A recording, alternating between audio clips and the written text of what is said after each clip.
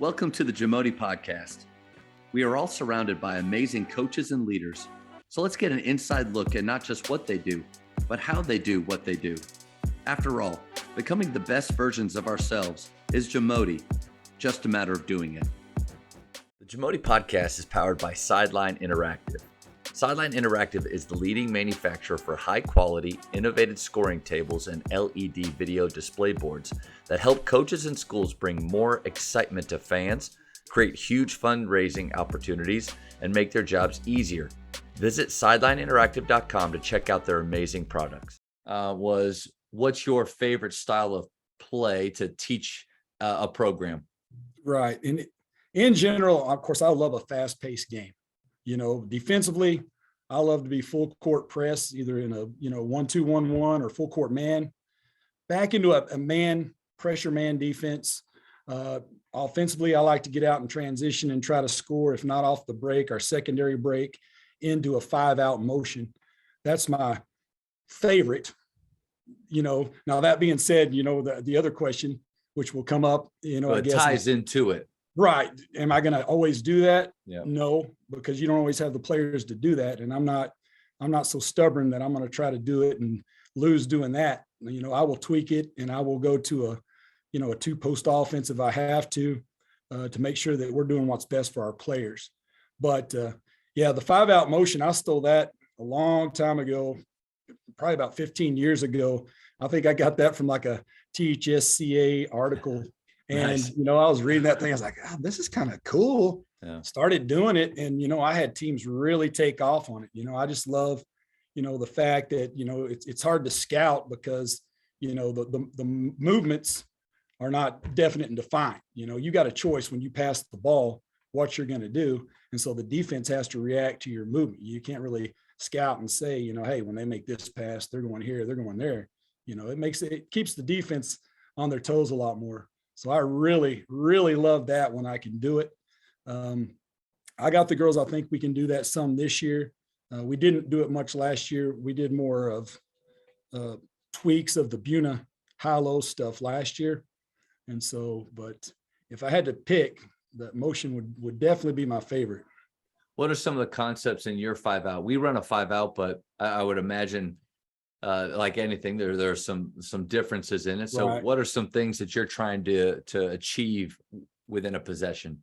Well, mine's more of a kind of a read and react, and it's hard to kind of keep them from trying to go straight into dribble drive. It's not dribble drive. It's more of a read and react. You pass the ball and then you got some options. You can either cut to the basket, you can screen away and roll to the basket, or you can ball screen and roll to the basket.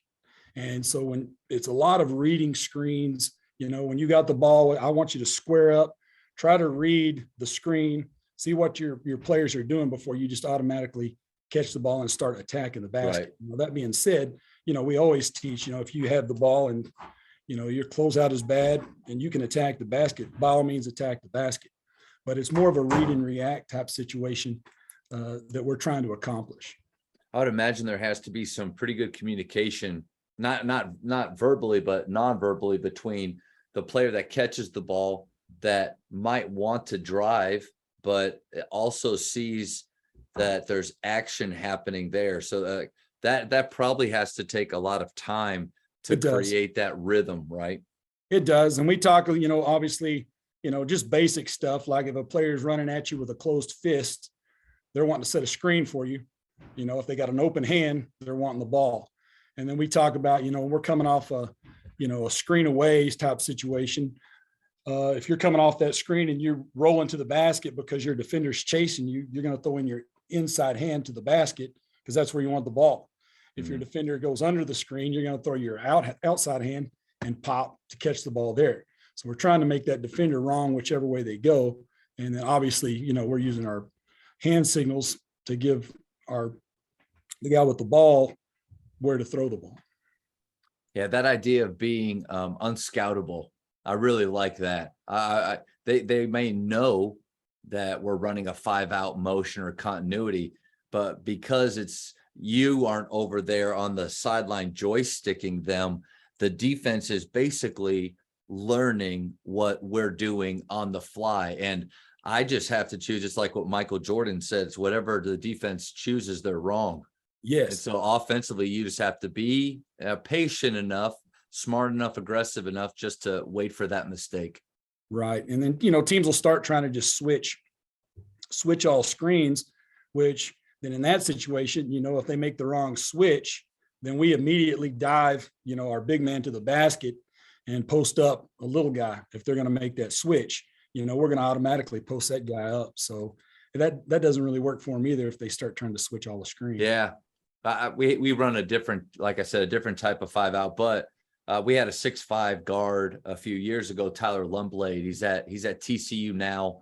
And he just, because of his ball handling and shooting, sometimes he'd have a smaller guy, and I would just call Tyler in the hole. It was one of the few things that from the sideline, because I feel like more of the time just getting to watch them, play jazz out there instead of me conducting it all. But I would say Tyler in the hole, and if wherever he was, the action would stop, and he just sprint in, and I'd be amazed. Now, especially if you have shooters around the floor that are taking their defenders out with them, amazed at how we could steal a bucket or two, and how many guards are not good at post defense.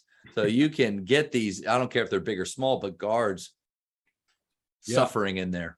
Absolutely. Thank you for checking out today's episode. Please take a moment to subscribe to this podcast, share it with your fellow coaches, and find us on social media for what's coming up next on the Jamodi podcast. It's just a matter of doing it.